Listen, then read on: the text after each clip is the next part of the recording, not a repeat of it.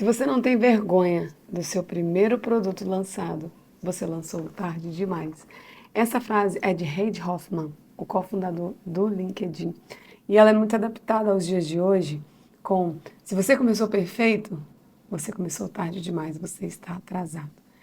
Muitas vezes a gente tem dificuldade em dar o primeiro passo, em se lançar para fazer qualquer coisa, para realizar qualquer coisa, porque a gente quer esperar o momento perfeito, que a gente quer esperar um curso a mais, quando na verdade a maior graça, né, da vida é você aprender no processo.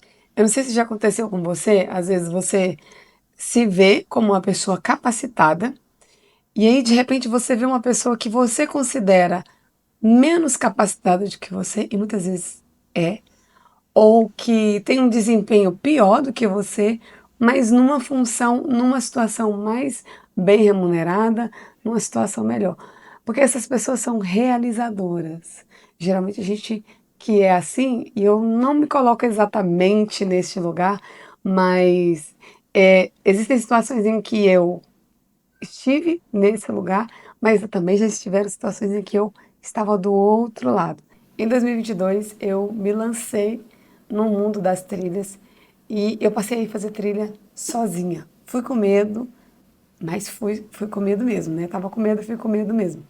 E nessas trilhas eu conheci uma pessoa, a gente conhecia muitas pessoas, e ela compartilhou comigo que tinha o sonho de fazer, que tinha muita vontade de fazer a trilha do Pico da Bandeira. Quem é trilheiro sabe que essa é uma das trilhas mais desafiadoras aí do Brasil. Só que, para se preparar, quem mora no Espírito Santo, né, sabe que se você faz a trilha que nós falamos, né, se você faz Mestre Álvaro, você faz Pico da Bandeira. E eu falei, cara, eu também quero fazer essa trilha. Vamos fazer Mestre Álvaro? Ele, não, Mestre Álvaro é difícil. Vamos nos preparar. Eu preciso me preparar primeiro. Eu falei, ah, tudo bem. E eu pensei, realmente, eu preciso me preparar para isso, porque eu estava iniciando, né, no mundo das trilhas. Embora eu sempre gostei de fazer, não fazia muito. E passei a fazer mais trilhas. E aí a gente acabou se afastando, né? Isso foi no finalzinho de 2022. No início de 2023 a gente acabou se afastando, né? Que a gente se conheceu fazendo trilha. E não foi uma amizade que continuou. E aí perdi o contato. E aí fazendo outra trilha, em 2023 eu conheci uma outra pessoa fazendo trilha. E aí assim, foi como se eu tivesse encontrado um irmão de alma, né? E eu comentei, nossa, a gente podia fazer mestrial. Eu falei, na primeira oportunidade nós vamos fazer mestrial. Porque a gente pega temporadas de montanhas, né? Dependendo das montanhas, você pega ali intervalo agora de maio até setembro, outubro, né? Por conta do calor é complicado você fazer trilha. Nós nos certificamos, né, com o guia. Se ele achava que nós tínhamos condições, se a gente se preparasse, ele disse que sim, que podíamos ir tranquilos, né? Porque aqui também entra um pouquinho de responsabilidade. E aí a gente se preparou, ele falou, vamos fazer a inscrição e vamos. E aí nós fomos. Assim, foi uma experiência muito interessante. Foram 7 horas de trilha, né? 4 horas subindo, 3 horas descendo. E isso foi em agosto de 2023, no final da temporada de montanhas. E aí nós combinamos. Na primeira oportunidade, nós vamos fazer Pico da Bandeira.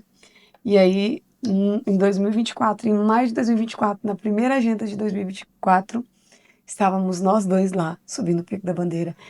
E eu não sei quem já fez essa trilha, mas para mim, chegar lá em cima foi uma emoção muito grande. Eu fiquei muito emocionada em saber que eu cheguei no Pico da Bandeira.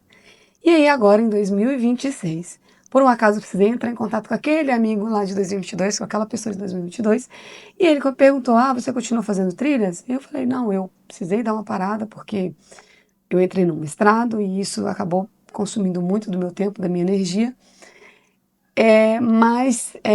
Então esse ano eu não consegui fazer. Eu falei, mas e você? Ele, ah, não, eu não estou fazendo muito. Ele falou, ah, eu queria fazer o mestre Álvaro. A mesma conversa. Eu falei, tá, mas faz. Eu falei, eu fiz do mestre Álvaro. Não, mas eu preciso me preparar primeiro, porque meu sonho é fazer o Pico da Bandeira. Então, se passaram 4 anos, eu fiz, eu vivi duas experiências incríveis de trilhas de nível difícil e ele ainda está se preparando. Claro que eu acredito que tenha acontecido coisas no meio do caminho, né? Assim como comigo, que não pude continuar fazendo, acredito que por ele.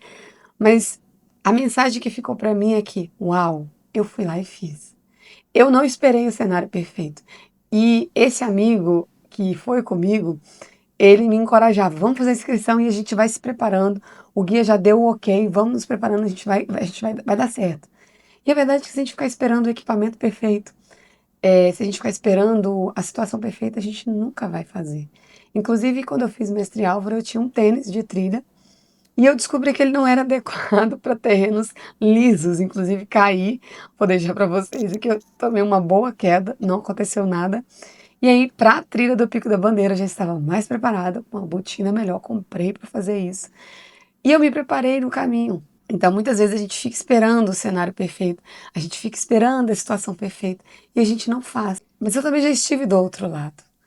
Eu, em 2023, coloquei na minha cabeça que eu seria cientista de dados. Comecei a estudar e aí a minha psicóloga, faço terapia, ela falava: ah, se inscreve para a vaga. Não, eu preciso fazer mais um curso.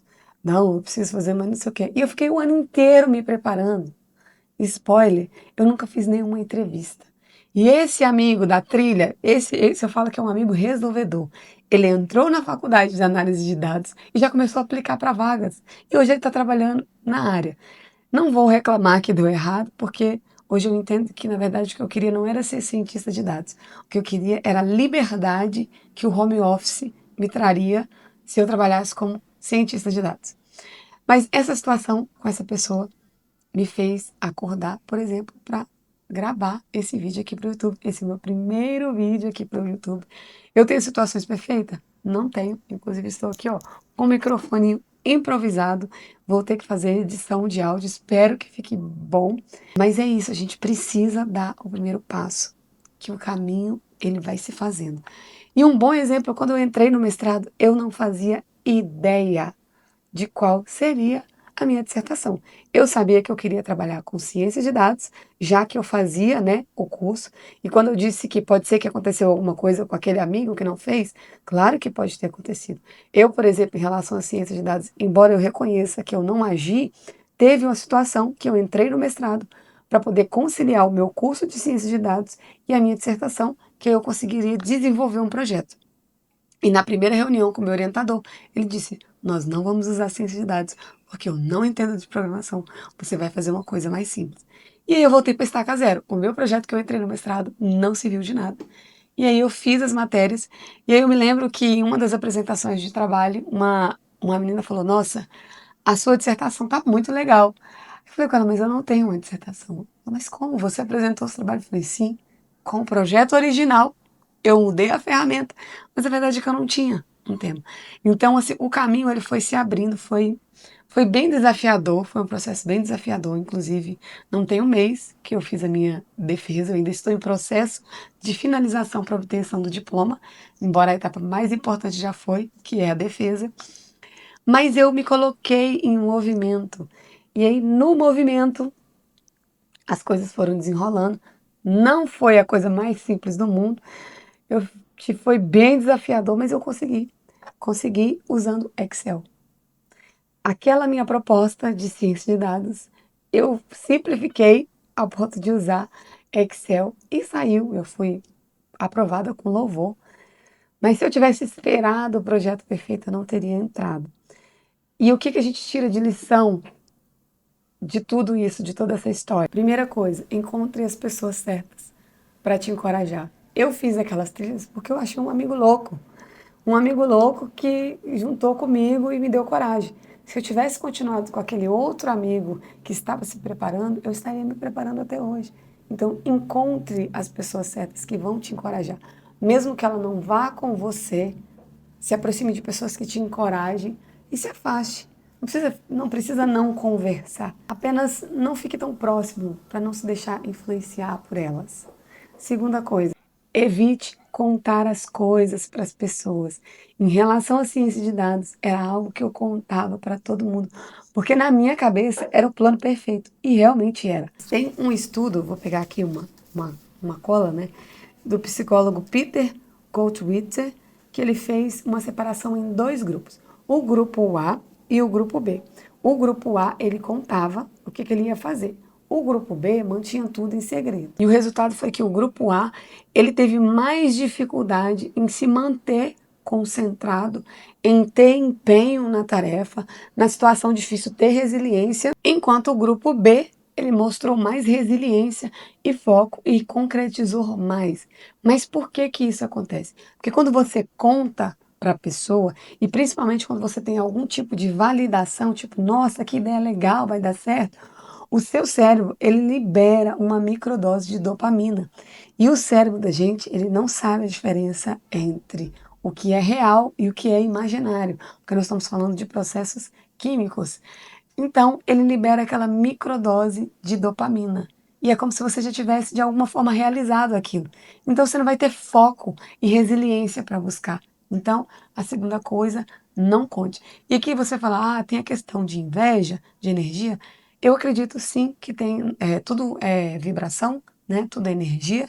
Então, para mim, tem sim. Se você está numa vibração que esteja compatível, por exemplo, o medo, né, que é uma vibração baixa.